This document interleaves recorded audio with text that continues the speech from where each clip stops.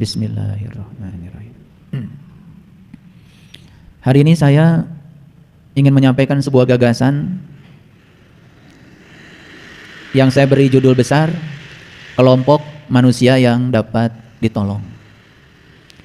Kalau ada yang dapat ditolong, berarti di seberangnya pasti ada yang tidak dapat ditolong. Tentu saja kalau kita ditanya, kita ingin termasuk yang mana? Ingin yang dapat ditolong atau tak dapat ditolong? Sudah dipastikan jawaban kita ingin dikelompokkan menjadi manusia yang dapat ditolong. Pertanyaannya, siapa yang bisa menolong kita? Tidak ada yang bisa menolong kita kecuali diri kita sendiri. Apakah Allah tidak bisa menolong kita? Allah pun hanya dapat menolong kita kalau kita mau ditolong. Jadi cara Allah menolong kita itu tidak secara otomatis. Makanya di banyak ayat Allah selalu menyatakan yahdillahu linurihi mayyasha. Dan Allah akan menunjukkan kepada cahayanya siapa yang dikehendaki. Hati-hati memahami kalimat itu. Karena banyak yang gagal memahami kalimat itu lalu menjadi pasif. Hanya menunggu untuk dikehendaki oleh Allah. Nah, kalau kita menunggu untuk dikehendaki Allah, selamanya kita hanya menjadi seorang penunggu. Jadi Allah itu hanya akan menghendaki mereka yang punya kehendak. Mengapa begitu? Alam semesta ini, nih Sang Hyang Taya, kekosongan, energi ilahi tanpa batas yang meliputi seluruh kekosongan ini, itulah yang meliputi kita. Dan posisi kita saat ini diliputi oleh semesta tanpa batas ini. Sedangkan Allah di Quran mengatakan berulang kali bahwa aku meliputi kalian. Bahkan Allah mengatakan wa huwa ma'akum aina ma kuntum. Dan dia bersamamu dimanapun kamu berada. Mari kita lihat. Kita sekarang ada di sini. Bukankah kita bersama ini? Nanti kita pindah keluar, akan bersama ini. Kita pergi ke luar negeri, pasti bersama ini. Kita pergi ke planet lain, akan selalu bersama ini. Ini, ruang kosong ini tidak pernah meninggalkan kita. Kita mengambil kehidupan lewat napas dari sini. Kita akan mengembalikan kehidupan lewat napas ke sini. Makanya orang mati disebut menghembuskan napas yang terakhir. Kemana? Ke sini. Sedekat itu. Nah, bagian dari dirinya yang maha tak terbatas ini sudah ditiupkan ke dalam diri kita. Yang ditiupkan dari bagian dirinya diberi nama berbeda. Namanya ruh. Jadi ruh itu adalah bagian dari dirinya Allah yang meliputi semesta raya ini yang sudah ditiupkan ke dalam diri kita. Jadi kalau saya mengumpamakan Allah itu lautan yang tanpa batas, bagian dari dirinya yang ditiupkan ke dalam diri kita itu adalah percikan dari lautan yang tanpa batas, tetesan dari lautan yang tanpa batas, tentu saja. Lautan yang tanpa batas dengan satu tetes air yang diambil dari lautan itu sifatnya sama. Makanya orang menyelidiki laut tidak pernah membawa laut ke laboratorium. Hanya membawa satu tetes saja dari laut dan itu yang diselidiki secara cermat. Tingkat kegaramannya, pH-nya, salinitasnya, keasamannya, tingkat kebasahannya. Hanya dengan menyelidiki satu tetes air itu lalu bisa menceritakan keseluruhan dari sagaranya laut. Makanya menjadi sangat masuk akal kalau para nabi, para rasul mengatakan siapa yang kenal dirinya, maka dia akan kenal Tuhannya. Jadi siapa yang kenal ruh yang ditiupkan ke dalam dirinya, maka dia akan kenal ya seluruh yang meliputi semesta raya ini. Masuk akal kan? Nah, sifat air yang satu lautan itu dengan sifat air satu tetes yang diambil dari lautan sama. Jadi kalau Allah Maha berkehendak, berarti ruhku yang ditiupkan ke dalam diri kita pun sebetulnya punya kehendak. Nah, ketika dua kehendak itu saling berpadu, di situ terjadi yang namanya pertemuan. Sama seperti saat ini. Saya punya kehendak ingin mengajar. Kalian punya kehendak ingin belajar. Yang punya kehendak ingin belajar dengan yang punya kehendak ingin mengajar berpadu di sini. Sehingga di sini terjadi proses belajar mengajar. Kan namanya juga proses belajar mengajar. Ada yang belajar, ada yang mengajar. Itu terjadi pertemuan dua keinginan. Satu keinginan yang mau belajar, satu keinginan yang mau mengajar. Kalau saya pergi dari sini dan tidak ada di sini, tidak terjadi proses belajar mengajar. Jadi pertemuan itu selalu terjadi karena ada dua kehendak. Jadi kalau Allah mengatakan yahdillahu linurihi mayyasha, Allah akan menunjukkan pada cahayanya siapa saja yang dikehendaki, maka bukan berarti Allah itu menghendaki si A, tidak menghendaki si B, tidak seperti itu mekanismenya. Cara Allah menghendaki berdasarkan kehendak kita. Begitu kita punya kehendak, dikehendaki Allah, terjadilah pertemuan dua kehendak. Di situ proses perjalanan mulai berlaku. Pelan-pelan ya ngajinya supaya ngerti. Karena kita selama ini memahami Quran, memahami kitab suci itu benar-benar kulitnya saja. Sehingga tidak masuk. Sehingga pesan dari Quran sebagai surat itu tidak masuk. Padahal Quran itu surat. Jadi kalau di Injil itu ya, kalau baca Injil itu disebutnya pasal dan ayat. Tapi kalau Quran itu surat. Nah sekarang mengapa Quran disebut surat? Kan namanya surat itu pasti ada pesan dong. Apa kita tidak merasa istimewa ketika kita mendapatkan surat secara khusus dari Dia yang Maha Khusus, penguasa semesta raya ini, yang sering kita sebut Allah. Nah sayang sekali surat yang Allah kirim kepada kita ini selama ini hanya menjadi hiasan dinding, hanya menjadi pemenuh lemari-lemari buku kita, dan kita sampai hari ini tidak pernah bisa menangkap apa isi surat di dalamnya. Jadi sepenggal surat yang saya bacakan tadi, yahdillahu linurhi mayyasha, Allah akan menunjukkan kepada cahayanya siapa yang dikehendaki, itu surat. Pesannya tangkap oleh kita, oh ternyata Allah hanya akan menghendaki mereka yang punya kehendak. Kalau saya tidak punya kehendak, maka saya tidak akan bisa dikehendaki. Itulah orang pertama yang layak untuk ditolong.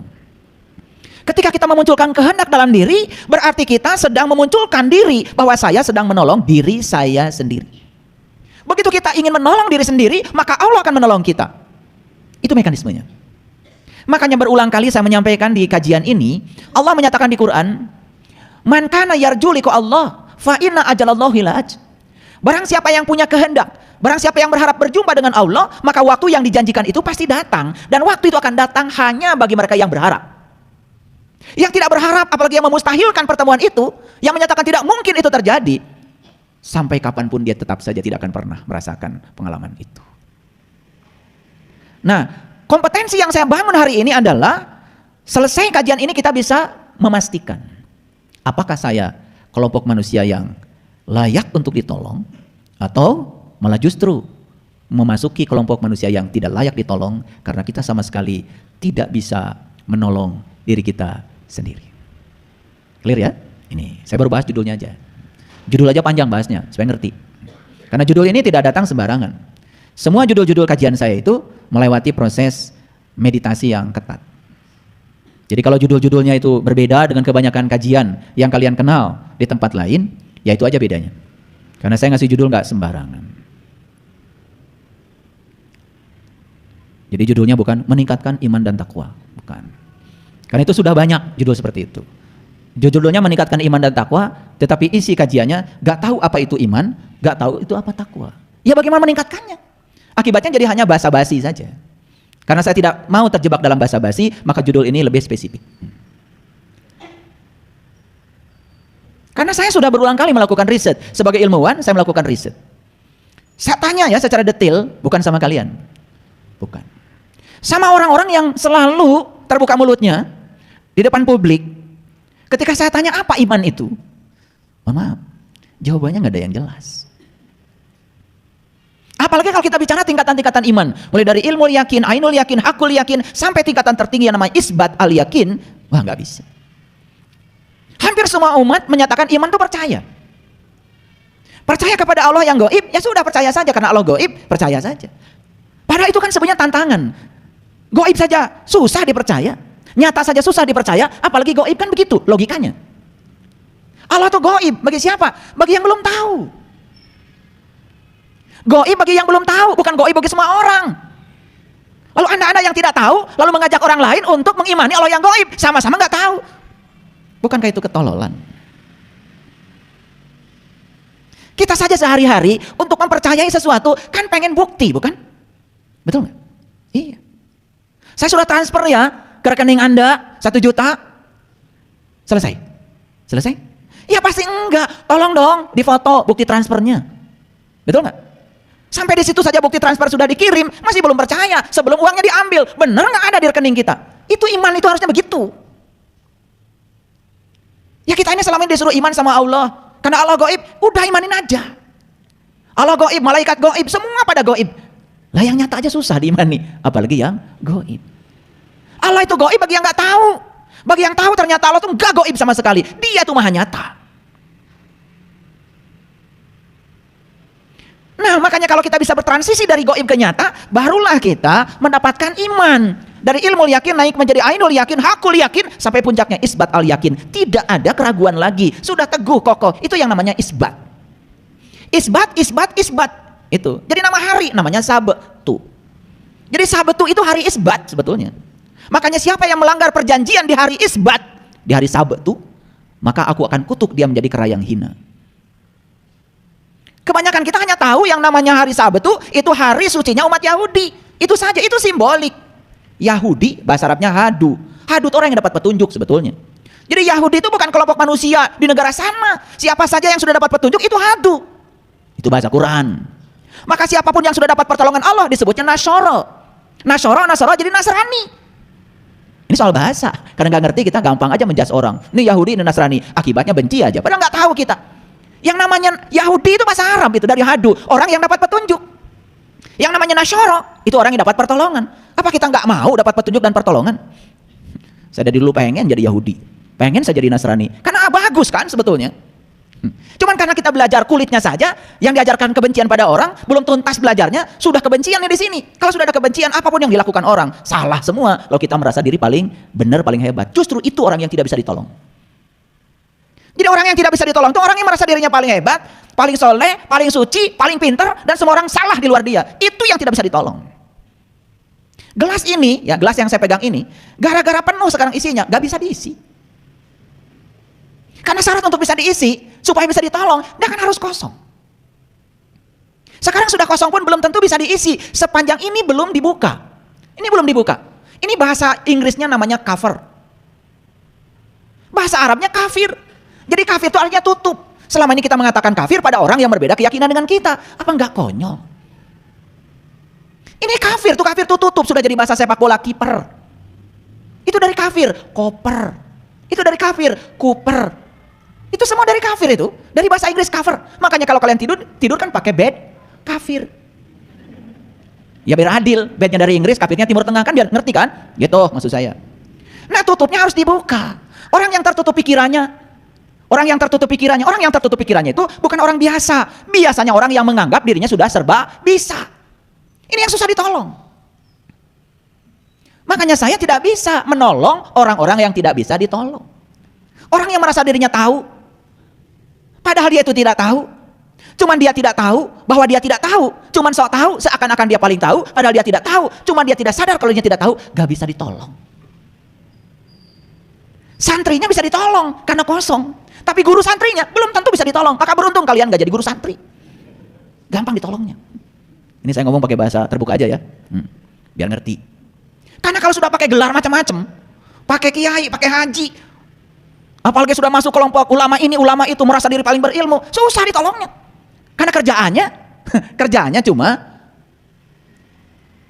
menyampaikan yang dia tidak tahu. Tetapi seakan-akan dia tahu.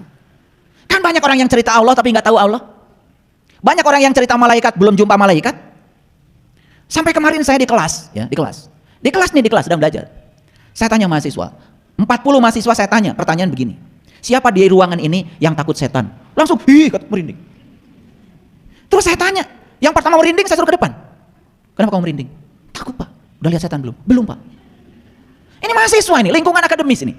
Sudah terjadi kebodohan di lingkungan akademis. Saya ceritakan di sini. Makanya saya bilang, aneh ya kamu itu. Takut setan belum pernah ketemu setan. Langsung gitu. Karena ada paradigma yang dibangun sejak kecil yang namanya setan itu mengerikan, menakutkan, kan begitu. Lalu pertanyaan saya yang kedua, di antara kalian 40 ini, ada nggak yang sekarang ingin bertemu dengan setan? Katanya, tambah takut. Gak mau ketemu setan. Udah akhirnya saya panggil seseorang ke depan. Saya lihat dulu yang ngerjakan PR-nya paling jelek. Maju kamu. Ini PR kamu kok udah selesai, cuma 20%. Kenapa? Sebetulnya Pak, saya tadi malam sudah niat mau mengerjakan PR Bapak. Niat kan? Dari mana niat itu? Dari kesadaran bukan? Gitu. Saya tuh sebetulnya sudah niat mau bangun malam, tapi ternyata malam-malam alarm saya sudah bunyi, tetapi kemudian alarm itu saya matikan Pak. Ya udah cuma segitu yang bisa saya kerjakan. Saya tanya, itu yang punya niat mau mengerjakan PR itu siapa? Belum tahu mahasiswa. Saya bilang, itu dirimu yang sebenarnya, kesadaranmu. Nah yang bisikin kamu tadi, udah tidur lagi, matikan alarm. Siapa? Saya Pak. Nah itu setan. Begitu saya, karena ini lingkungan akademis, kan harus bukti. Akhirnya mereka, oh setan itu saya Pak. Kamu. Takut lagi sekarang? Enggak apa kalau begitu. Ya pada berani. Akhirnya sekelas kan, setan ketemu setan. Ya sama kalian juga yang ketawa paling kencang dulu waktu haji kan? Iya. Ambil batu waktu di Musdalifah. Ini paling kencang ketawanya tuh. Pasti ambil batunya paling nafsu. Iya. Semalam di Musdalifah tugasnya disuruh ngambil kerikil, kamu cari batu yang gede. Karena kamu pikir dengan lebih besarnya batu yang mau dilempar, maka setan akan lebih cepat kan matinya, begitu? Iya. Masih ingat gak dulu tempat lempar jumroh? Itu kan kayak sumur. Tadi pagi itu ada yang share, ya Mekah dari waktu ke waktu tuh bagus tuh di grup. Itu kan kayak sumur, di tengahnya ada simbol. Ya itu, cuman simbol aja. Katanya itu setan. Kan itu yang dilemparin kita waktu umroh, waktu haji. Saking nafsunya kan yang sebelah sini ngelempar, puk, gitu. Ya bukan kena ke setan, kena yang sebelah sana. Nyolot nggak sebelah sana? Ya nyolot juga, diambil lebih gede lagi, puk, gitu kan gitu. Akhirnya kan siapa yang sedang lempar-lemparan? Susah sekali cari setan. Iya, setan sedang lempar jumroh. Itu karena tidak mengerti. Karena tidak mengerti. Itu simbolik, lalu dipahami seakan-akan itu sebenarnya. Tidak bisa membedakan mana umpama, mana sebenarnya. Kan orang yang tidak bisa membedakan mana umpama, mana sebenarnya, itu harus diselidiki kan sebetulnya kesehatan jiwanya. Kalau ada orang bahagia, ya bahagia, baru membayangkan uang banyak, itu kan harus diselidiki kesehatan jiwanya. Seumpamanya mas saya tadi nanti punya uang 2 miliar, saya mau bagikan 1 miliar, yang 1 miliar saya tabung, biar saya nggak usah kerja lagi. Jika perlu saya habiskan 2 miliar, gak apa-apa, saya ngelamun lagi, itu kan. Maka di Quran tuh banyak sekali ayat-ayat yang mengatakan wa yadribullahul amsalan linnas. Aku berbicara kepada kamu itu hati-hati dengan perumpamaan. Kepada siapa Allah berbicara perumpamaan? Kepada yang tidak tahu. Tapi kepada mereka yang tahu tidak bicara perumpamaan, bicara nyata senyata-nyatanya. Jadi sekarang saya mau tanya, mau perumpamaan terus atau mau nyata? Itu, cari orang yang bisa membimbing kita ke dimensi yang nyata. Jangan belajar sesuatu terus-menerus perumpamaan. Paham sampai sini? Oke, baik, saya lanjutkan. Jadi, siapa saja kelompok manusia yang tidak bisa ditolong? Kelompok yang pertama adalah kelompok manusia yang tidak tahu, tetapi dia tidak tahu bahwa dia tidak tahu. Nah, sekarang kelompok mana yang bisa ditolong? Yang bisa ditolong hanya mereka yang tidak tahu, tapi tahu kalau dia tidak tahu. Itu saja. Paham sampai sini? Oke. Nah, sekarang pakai Quran sedikit biar kelihatan ngajinya. Kelihatan dari belakang. Kita bicara agak cepat sedikit. Nah, siapakah orang yang tidak tahu itu? Ini yang dimaksud orang yang tidak tahu tetapi dia tidak tahu bahwa dia tidak tahu. Siapa mereka itu sebetulnya? Baik, kita lihat ayat ini. Maaf ya kalau terjemahannya saya betulkan supaya lebih cocok dengan bahasa Arabnya. Innal ladzina kafaru. Apa terjemahannya? Sesungguhnya orang kafir. Berarti nggak diterjemahkan. Itu terjemahan yang keliru. Kalau terjemahkan semuanya supaya nggak salah. Kalau ini tidak diterjemahkan, sesungguhnya orang-orang kafir. Di otak kita sudah ada kafir itu orang lain yang berbeda keyakinan dengan kita. Kan kita jadi ngomongin orang, bukan ngomongin diri sendiri. Kan ini ngaji mau nolong diri sendiri. Kalau mau nolong diri sendiri berarti ngajinya ke dalam, bukan keluar. Paham sampai sini? Jadi terjemahnya bagaimana terjemahnya? Innal ladzina kafaru, sesungguhnya orang-orang yang tertutup. Tertutup apanya? Ya segalanya. Tertutup pemikirannya, tertutup mata kalbunya, tertutup terhadap kritik, tertutup. Karena orang-orang yang model kayak gini ya, pasti orang yang menganggap dirinya itu sudah selesai, menganggap dirinya sudah sempurna, udah nggak mau belajar lagi. Ini orang yang berbahaya. Bahaya nggak? Bahaya. Makanya orang yang semacam ini, kata Quran, a'andartahum am lam tumdirhum la yu'minun. Dikasih ceramah, tidak dikasih ceramah, tidak akan berubah menjadi orang yang beriman. Berarti orang ini sudah beriman belum? Sudah beriman belum? Iya belum, namanya juga masih tertutup. Tetapi orang ini sudah mengaku seakan-akan dirinya sudah beriman. Kan mengimankan orang yang belum iman gampang, tapi mengimankan orang yang sudah merasa dirinya beriman itu yang sulit. Jadi siapa yang tidak bisa ditolong? Siapa yang tidak bisa ditolong?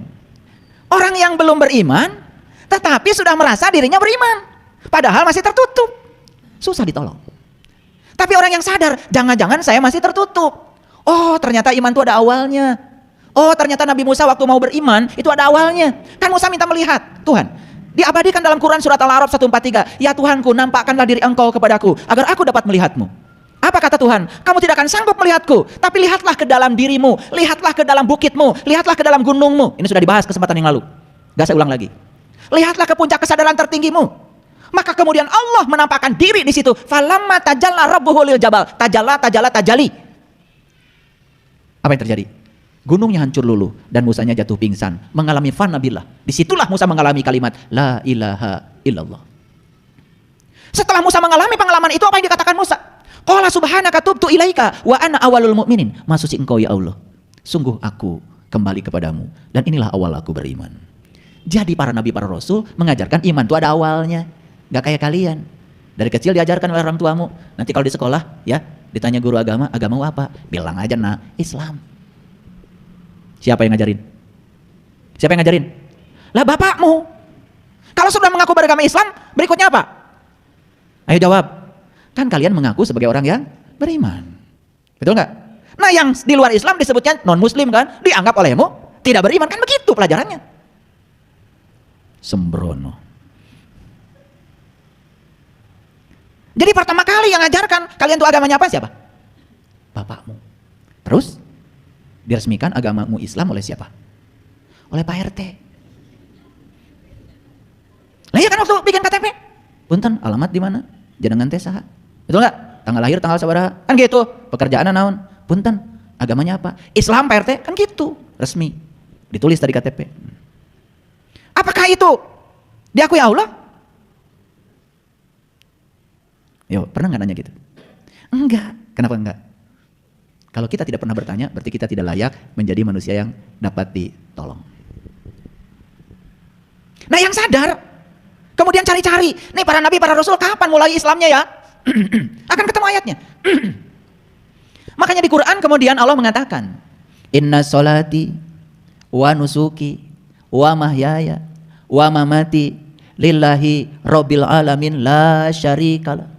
Wa bizalika umirtu wa ana awalul muslimin. Di mana itu?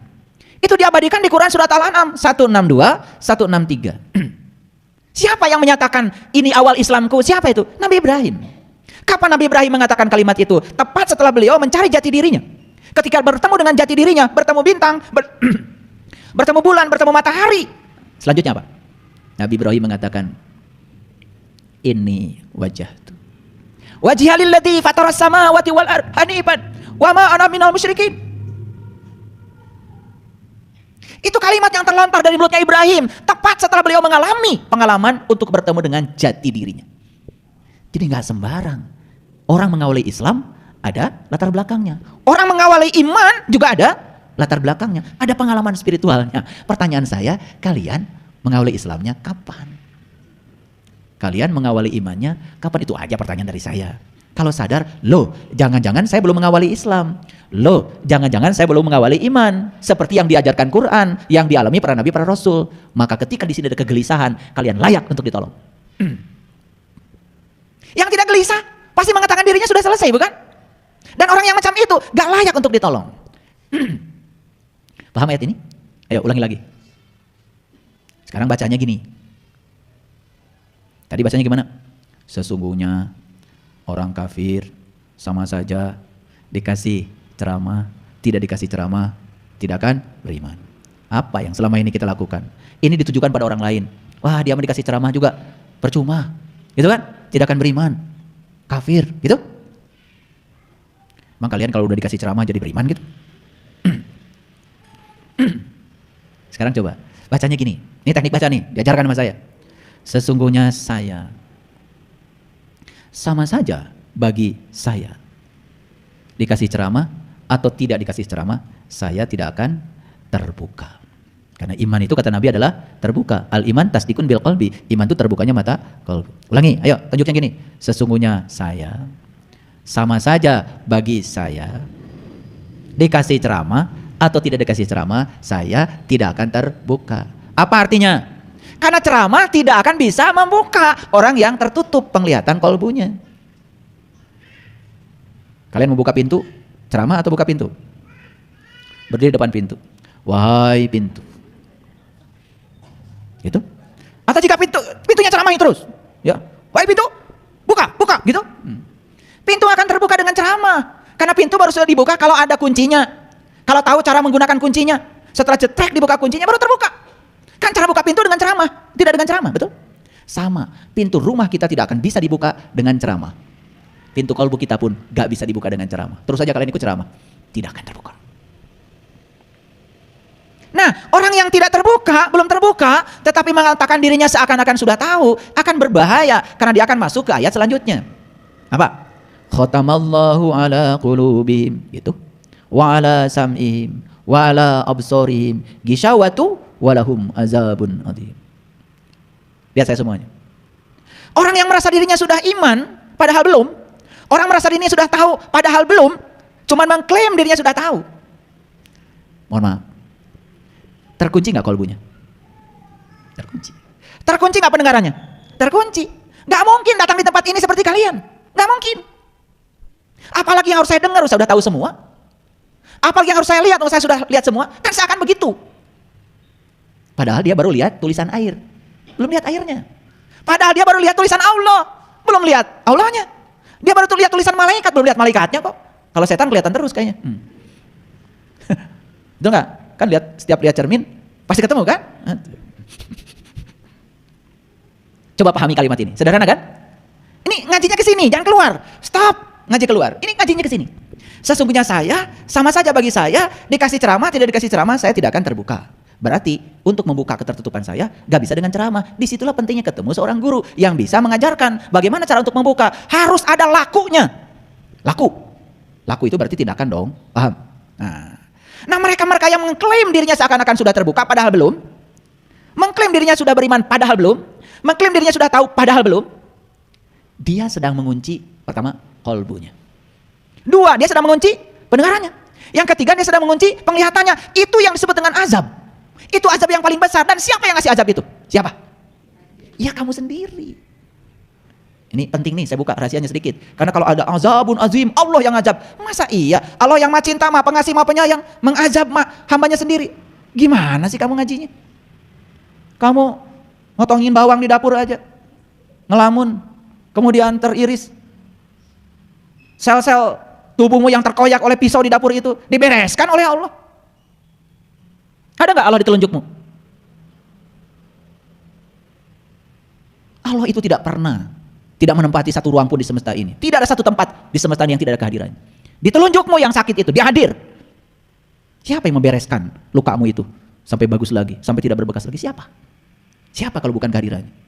Masih mencari-cari kemana-mana? Subhanallah. Makanya orang bodoh mencari Tuhan, tapi orang yang sadar, yang berakal menyadari Tuhan bersamanya. Memang Tuhan batu ali, cari-cari.